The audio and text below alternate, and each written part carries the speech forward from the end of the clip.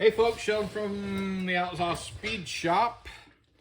Another update on the Bill Elliott 57 Ford dirt racing car. And made a lot of progress today. Well, it doesn't look like a lot of progress, but it actually was. So first off, we got the wheel wells trimmed out. And what was the first thing I was working on before that? Maybe that was it. And oh yeah, I was working on the engine. I had to trim the oil pan a little bit to move the engine back just a skosh. So that's got that, and made the little transmission mount to even up get the right angle of the dangle. And then I was thinking, since I don't have 180-degree headers, and this thing is low, that I'm gonna need somewhere for the exhaust to go. And you know, if you go underneath the frame, it just looks like crap. No matter what you do, it looks like crap. So I did the right thing, and I put some pipes, ground them out, put some pipes in there. And then I had to do some grinding on the floor pan and the body, since the floor pan actually sits below the body. And once you put this on there and go back to where everybody's lined up, everybody's in their proper holes. Anyway, there we go. So then the headers are going to come out right here, and we'll just have a pipe that'll go over. And if that was real life, as long as you used a nice, good piece of pipe, good sized piece of pipe, cut that out, welded it back in, you'd be no problem. So worked on that, and like I say, I got the wheel wells. I cut them out pretty much even with the inside here. This side, that's why that side had a little more. That side just still needs a little bit more taken out there, but I got plenty of clearance with the tires that I'm using. So that brings us to the next thing. I started with 4 tires this morning because I had them in a bag. I had 4 tires and I had 4 wheels. And I got them out here and checked them out and everything. And then I went and did some other stuff, and I came back and I had 3 tires. So whoever that little bastard is that steals my stuff and puts it where it's not supposed to belong, stole one of my tires. So I had to go into the box and get another one. And so I did. So we're going to use these kind of not heavy dirt, kind of just light pattern dirt. And I guess you could also run these, I don't know, even though these might even be a pavement tire. I'm not exactly 100% sure, because you see them, actually you see these on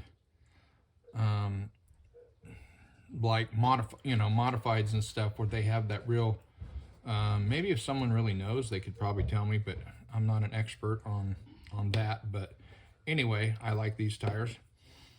And so we're going to go with those. We're going to go with these wide 5 wheels with the open hubs, and of course the little backing plate thing that I made myself to go with those.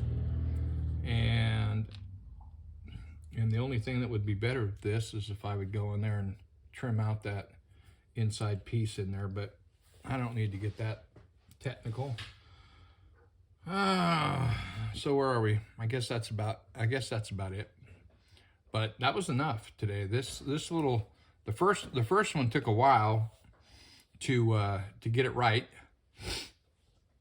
You know, a little filing and filing and filing. I started off wanting to use a bigger one, but that bigger one was, I think it was, is that one? I think it is. Yeah, it's just a little. I think this is like 190 195 or something, and this one's like a quarter, so it's like 225. But just not enough room to get it to. So I went ahead with those. And I didn't mention the other day. I'll show you one more thing. But anyway, when I put the fuel cell in there, it goes all the way to the back. So I had to get rid of the rear cross member here. And so when I did, I made this little guy to replace it. So, but another thing, which I've showed you guys before, and you'll be able to see right here, is I ground through there just barely. And so I had a little hole. So I put a little piece of masking tape on the top and, you know, cut the size, put it on there, put a little super glue on it, mixture all around, and now we're good. Fix that little hole without a, you know, being a big pain in the ass.